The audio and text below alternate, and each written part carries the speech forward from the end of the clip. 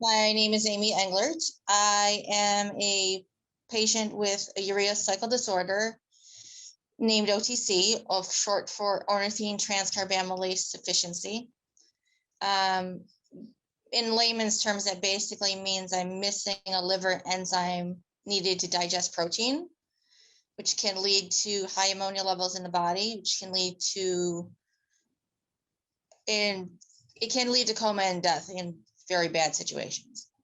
So I am from Rochester, New York, and I am married. I have no biological children. I have 2 adult stepsons and a grandson from my adult stepson, he's 3, and a Jack Russell Terrier who is my fur baby.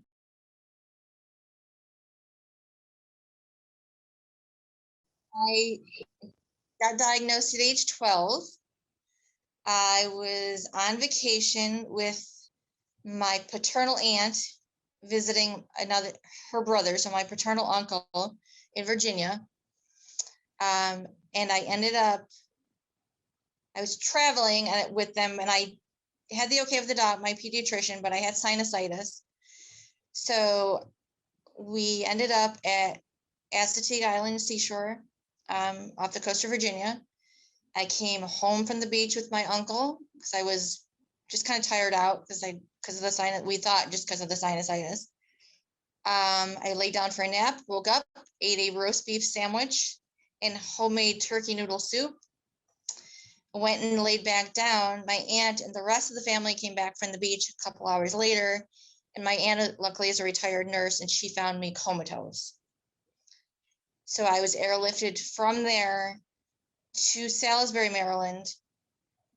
They thought I had Reye syndrome because they had given me aspirin due to the fever with the sinusitis. They said the best place for her if she has Reye is Johns Hopkins in Baltimore. So I was airlifted a second time to Baltimore. Mind you, to this day, I remember nothing of either of those flights.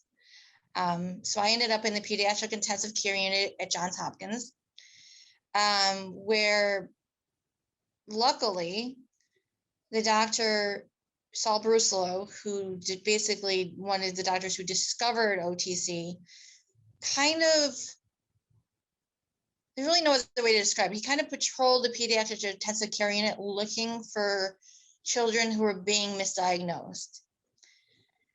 So he took one look at me at 50 some pounds at age 12. As soon as my mother arrived, he basically, to this day, she describes it, she's like, he pounced on me. Like he wanted to know what you ate and what you did and all this, because he thought I had OTC. So I was awake from the coma in less than 24 hours, but I ended up staying at Johns Hopkins for 3 weeks because at the time, the medication for OTC was experimental.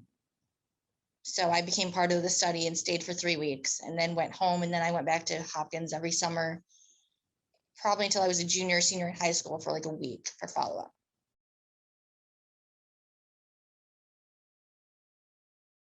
With a lot of X-linked disorders, for females, it can vary. There are people carriers who are more like female carriers and other disorders who basically have no symptoms, to people like myself who until recently actually considered myself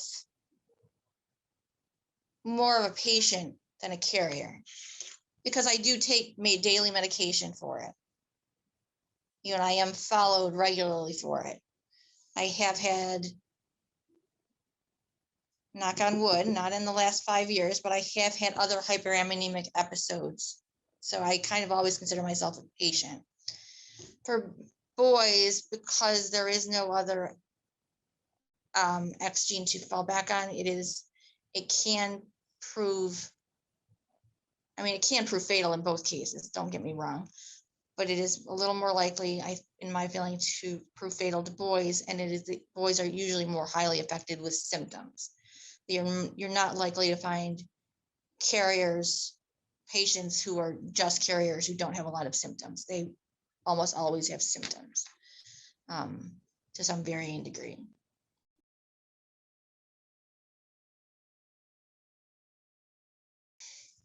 I was 12 when I was diagnosed, so we didn't talk about this right away.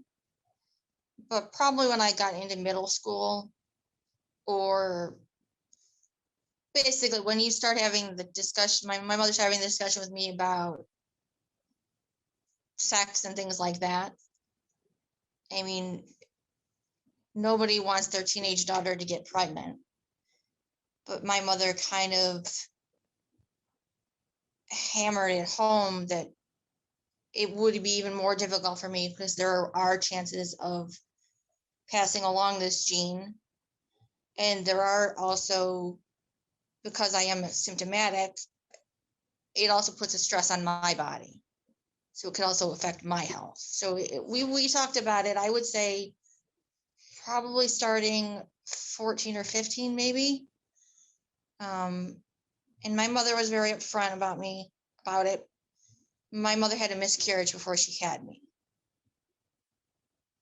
We don't know why. I mean, come to find out that I was affected, part of her now thinks that may have been a male, but she doesn't know that for sure. But then she shared that with me when we were discussing my options like that.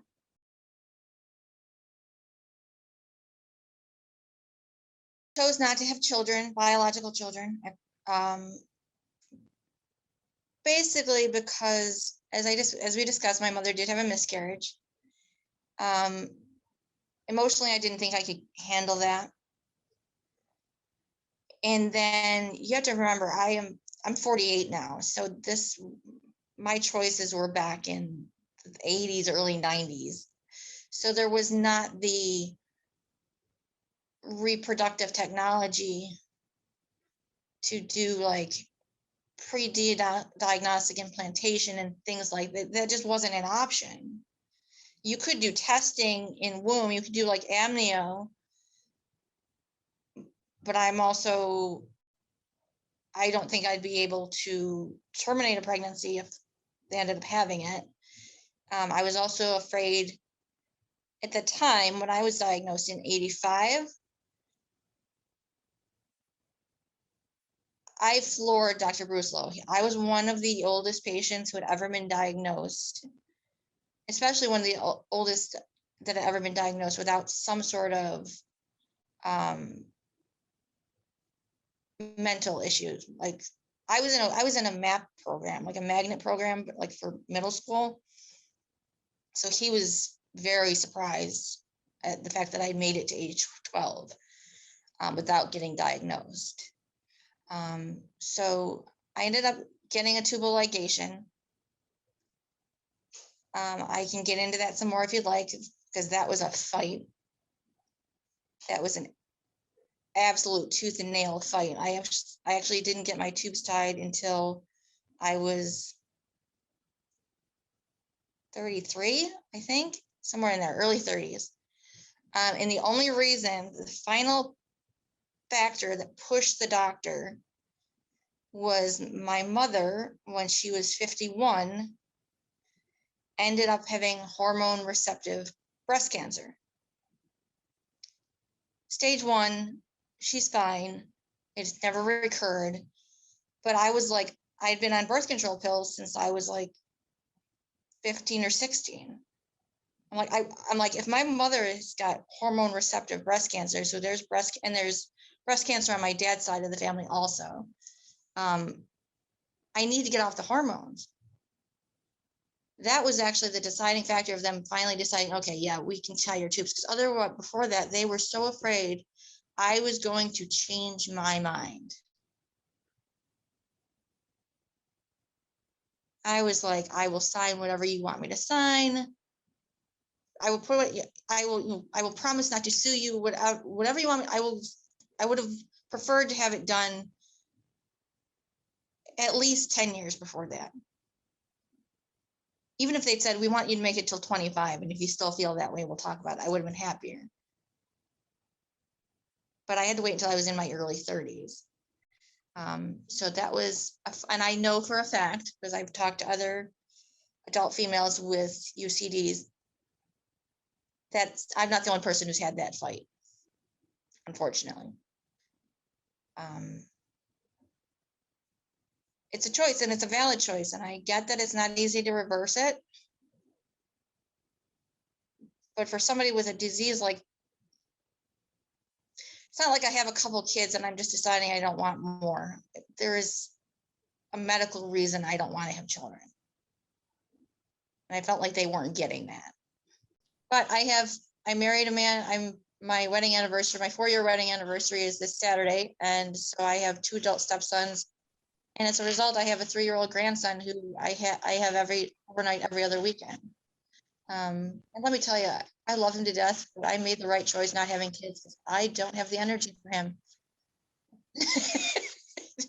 He goes home and the first thing grandma does is lays down and takes a nap.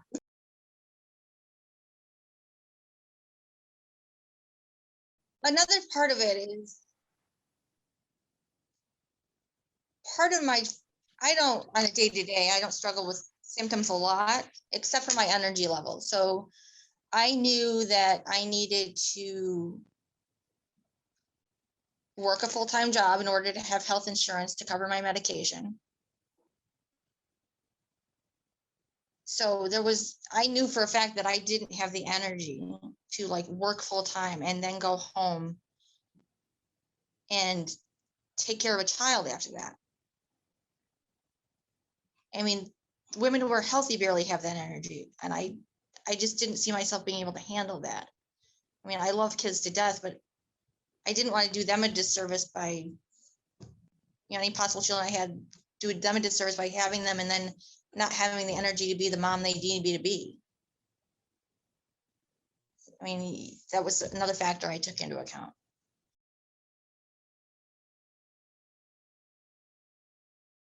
Only thing I would change is I really wish I would have been able to have my tubes tied without having to fight for it and being able to do it when I first wanted to. Just even like when I was like, as soon as I hit 18, 21, whatever, it was a choice I made very early on, and I've never really wavered on it. It was the right choice for me. And as it's a choice that becomes not less and less important, but less and less difficult as you get older. I understand for women in their 20s, it's very difficult, but I mean, I'm 48 now, so it's like, if you're getting into a new relationship or something like that, it's at this point, it's a non-issue. You know what I mean? So it's a hurdle you have to get through, but if you can get through it and do whatever's right for you, then, there is life ahead.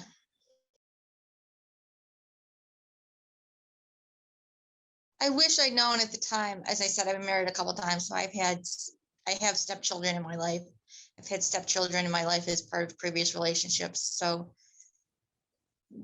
not having a biological child doesn't mean you're not going to have children in your life. Whether that's stepchildren, whether that's taking full advantage of the fact that you're an aunt or an uncle, whether that's going into childcare as a profession or something like that. I mean, I guess I'm saying I've never felt that. Some women feel that drive that I have to have a biological child. I've never felt that, to be honest. I've just never have. I don't hate kids. I love kids to death, but I've never, maybe because this decision had to be made so early, I've just never really felt that. And I've had a lot of different kids in my life. And as I said, I'm a grandma now, and it's the best. As I said, I said, tease my husband, like, I got all the perks of having a grandkid, but all the hard work. So